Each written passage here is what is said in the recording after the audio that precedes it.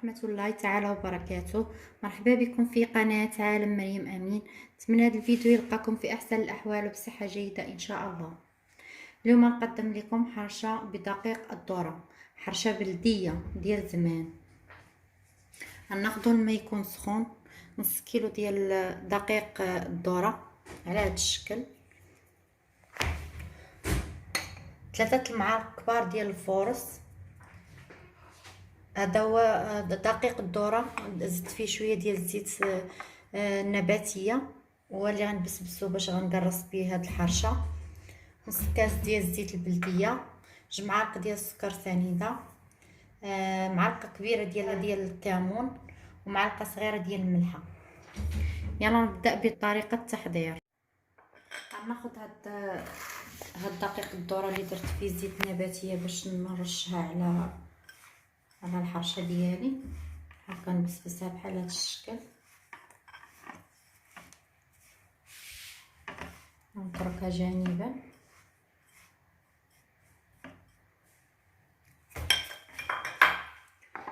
ناخذ دقيق الذرة او دقيق الذرة مطحونه ومغربله،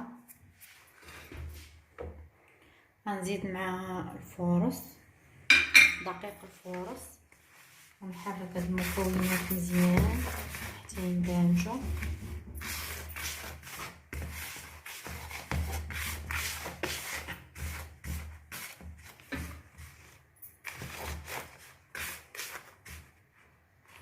وغنضيف الزيت البلديه ونبسبسها حتى هي مزيان حتى يدخل فيها الزيت، ندمج مع الزيت.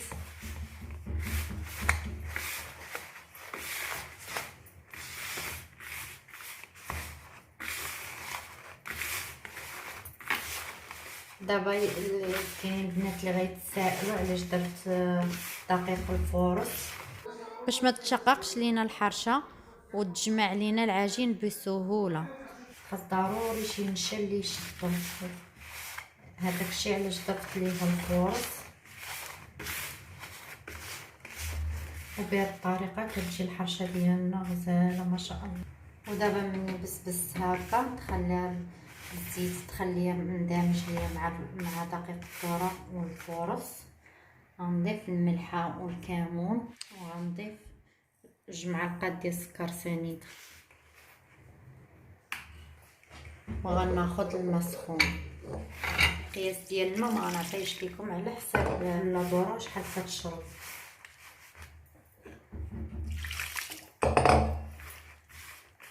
نتوما غتبقاو تضيفوا بشويه بشويه حتى يندمج لكم العناصر وتشوفوا القياس اللي غيشرب ليك. ما تكون جاريه وما تكون قاصحه، والماء يكون سخون شويه.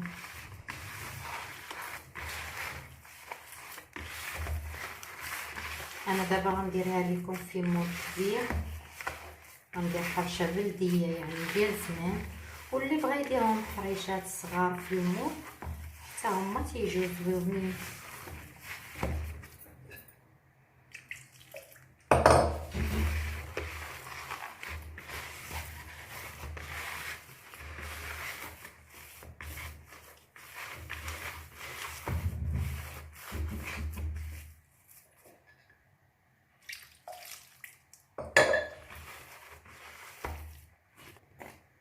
معلقه ديال الخميره، كنعتذر ما قلتها لكمش. نضيفوا لها هكا شويه الماء،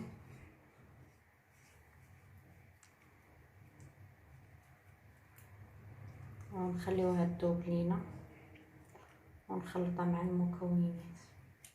ودابا ملي ذابت ليا الخميره حبيبات معلقه، غنضيفها للحرشه ديالي.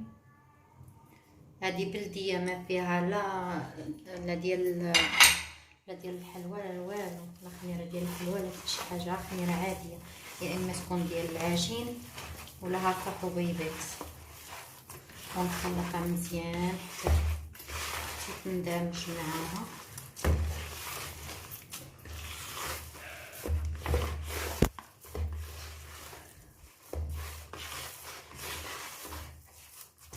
ها هو الشكل ديالها كيفاش كتولي. هاي الشيشه العجين ديال الذره يكون هكا.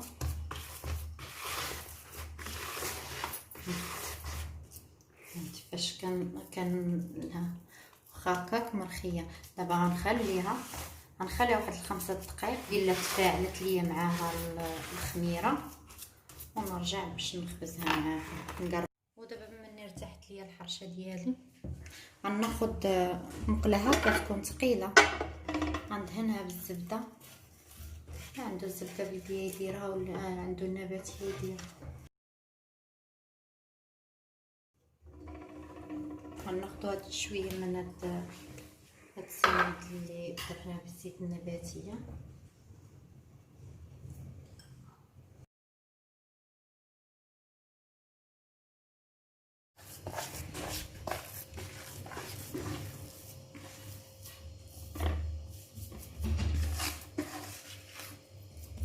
ودابا غادي نقرصو هكا.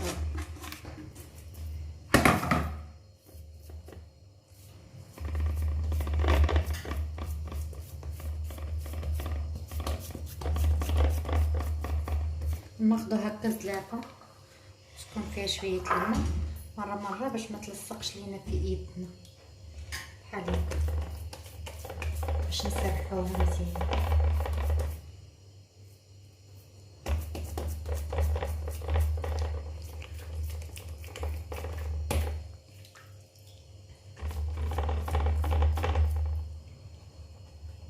نجمعها هكا من الجناب باش ما تجيناش مشققه من الجناب.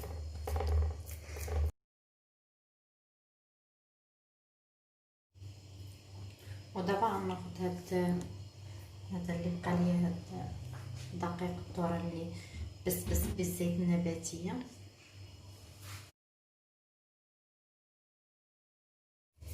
ودابا غناخد فرشات غنتقبها هكا باش تلقى منين تنفس يطلع الهواء ديالها، باش ما تجيناش هكا مديره فقاعات. ودابا نحطوها على نار تكون متوسطه،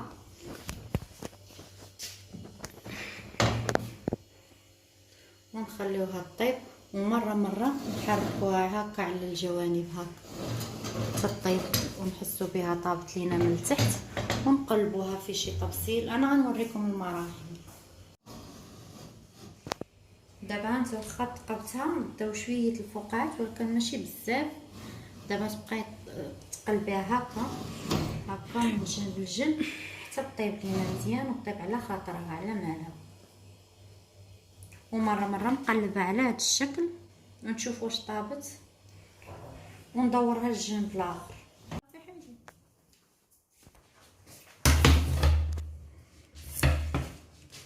دابا ناخذ صينيه على هذا الشكل وغنحطها عليها هكا، ونقلب الحرشه ديالي على هذا الشكل.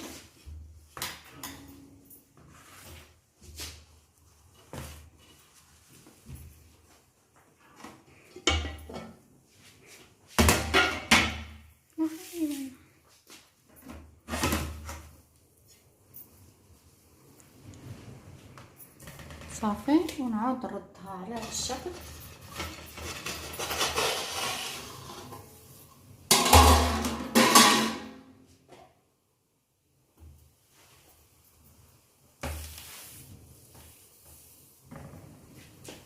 ونردها طيب، وبنفس الشكل نرديها، وبنفس الشكل نطيبوها من الجهه التحتانيه. كنحطها هكا ندورها هكا على الجناب هما الاولين، ما نحطهاش على الوسط هو الاول. الا حطيتها على الوسط هو الاول غادي تحرق ليا الحرشه من الوسط وما طيبش من الجناب. غنديرها من الجناب هما الاولين، نحطها هكا نبقى ندور بالجناب والوسط كيطيب مع الجناب.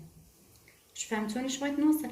نبقى ندور الجناب هكا، نجر المقله ثقيله هكا ونطيب بالجنب راه كطيب بسرعه. هاي خديت الصينيه غنقلبها واش على وجه الاخر. دابا غنحطها في طبق التقديم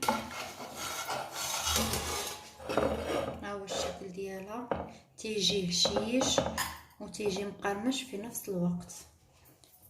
كتجي لذيذه. نتمنى تنال الاعجاب ديالكم. سمعتي القرمشه ديالها؟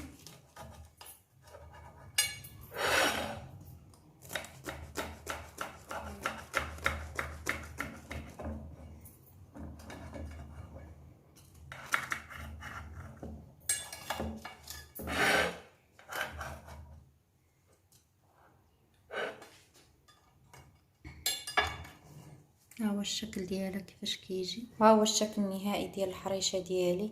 تتجي مقرمشه ولذيذه ومحمره. جربوها ما غاديش تندموا. ودابا مني طيبناها ونخليكم مع فلوق في منطقه سوق عام اللي تتميز باشجار اركان ديالها. نتمنى تنال الاعجاب ديالكم.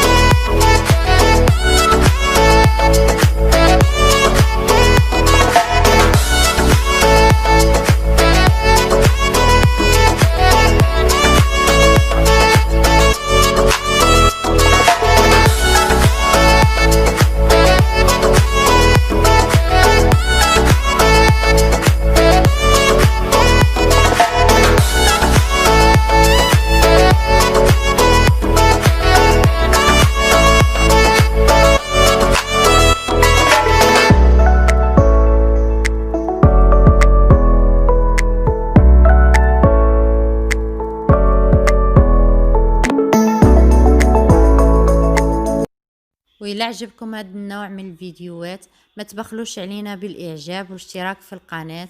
وإلا كان عندكم شي نصائح باش نطوروا المحتوى ديالنا نرجو الكتابة في التعليقات. وبسلامة إلى فيديو جديد إن شاء الله، في أمان الله.